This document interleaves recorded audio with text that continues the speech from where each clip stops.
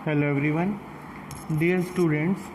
आज हम Gauss theorem की नेक्स्ट एप्लीकेशन पढ़ने जा रहे हैं, जो कि है electric field intensity due to thin infinite plane parallel sheets. यानी दो शीट हैं, पैरेलल शीट हैं। इनफाइनाइट मतलब ये कितनी बड़ी हैं, कितनी इनकी लेंथ है, ब्रेड्थ है, वो इनफाइनाइट है, यानी बहुत बड़ी शीटें हैं ये, जिनके ऊपर पॉजिटिवली चार्ज यूनिफॉर्म तरीके से बिखरा हुआ है। जैसे कि हमने डायग्राम में दिखा भी रखा है कि एक ये क्या है, शीट ए, जिसके ऊपर ये पॉजिटिव चार्ज जो है वो बिखरा हुआ है, और फिर है उसके बाद ये शीट बी, जिसके ऊपर ये पॉजिटिव चार्ज यूनिफॉर्मली डिस्ट्रीब्यूटेड है। डिस्ट्रीब्यूटेड मतलब फैला हुआ है। अब वो कह रहा है कि इनकी वजह से दोनों शीट के ऊपर क्या है, चार्ज है। तो उस चार्ज की वजह से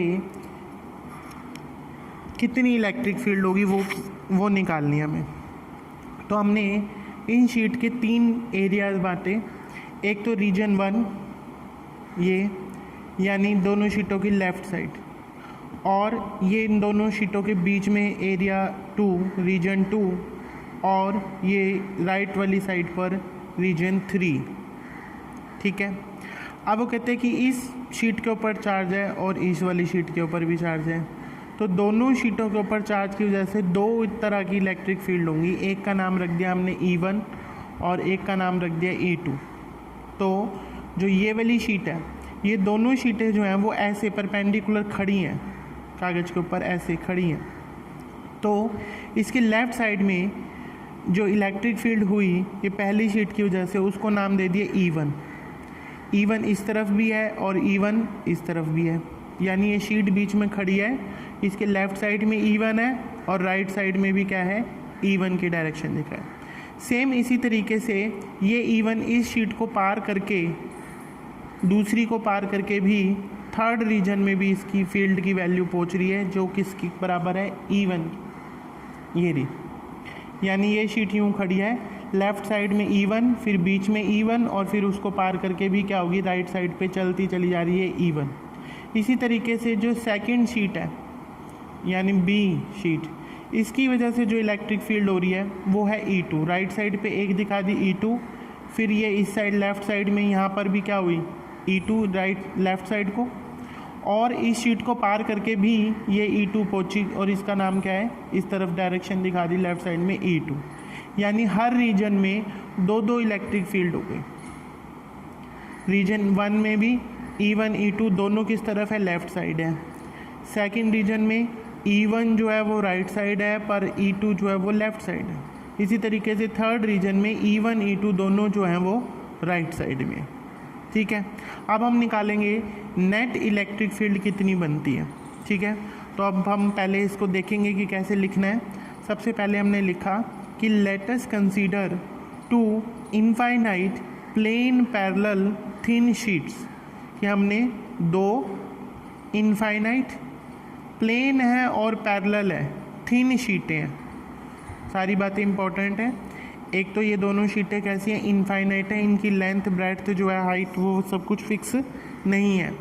ये प्लेन पैरेलल थिन शीट्स हैं, इनका नाम रखा है A और दूसरी का B, with uniform surface charge densities. और इनके ऊपर सरफेस चार्ज डेंसिटी का मतलब होता है कि पूरे सरफेस पर ये जो चार्ज है, प्लस वाला चार्ज दिखा रखा हमने, ये यूनिफॉर्म तरीके से क्या हुआ है, डिस्ट्रीब्यूट हुआ। ठीक है।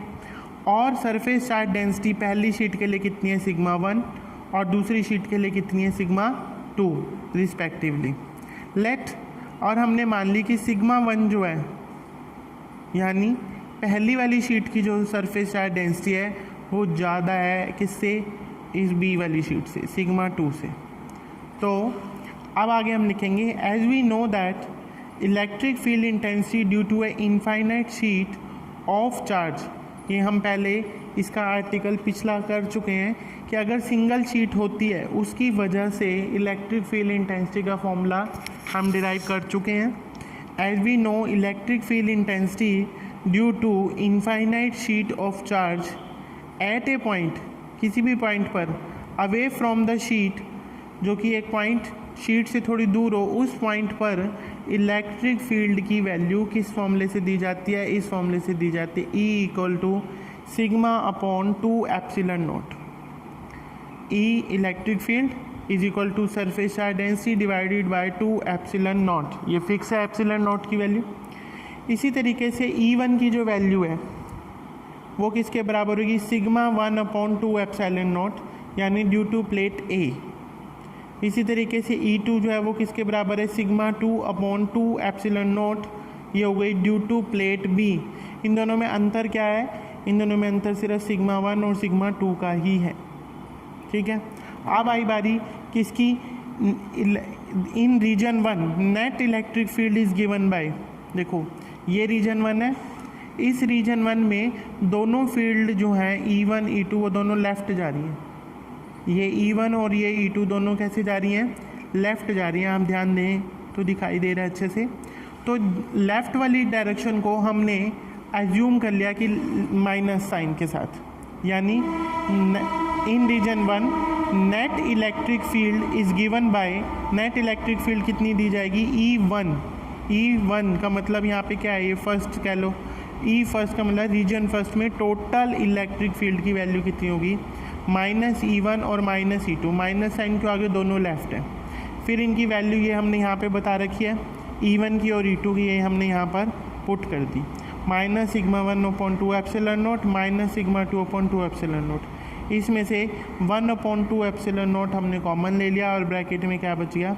माइनस भी साइन कॉमन ले लिया, तो अंदर क्या बच गया?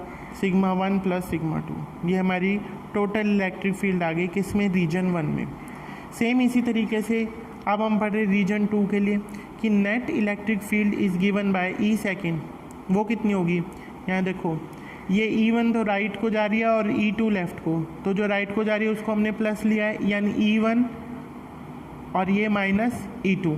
तो E सेकेंड जो टोटल होगी वो कितने के बराबर होगी? E1 माइनस E2, क्योंकि E1 जो है वो राइट को जा रही है इसलिए पॉजिटिव लिया, कन्वेंशन लिया, और E2 जो है वो लेफ़्ट को जा रही है इसलिए माइनस किया। करा हमने टोटल, यहाँ पर एक की डायरेक्शन माइनस होने के कारण E1 माइनस E2 हो गया, और E1 की वैल्यू डाल दी sigma 1 upon 2 epsilon naught minus sigma 2 upon 2 epsilon naught. ठीक है, इसमें से भी 1 अपॉन 2 एप्सिलॉन नॉट हमने कॉमन ले लिया और ब्रैकेट में क्या बच गया? Sigma 1 minus sigma 2। ये आ गई सेकेंड रीजन की इलेक्ट्रिक फील्ड। इसी तरीके से रीजन थर्ड में कह रहे हैं net electric field is given by E3, वो किसके बराबर होगी? E1 plus E2।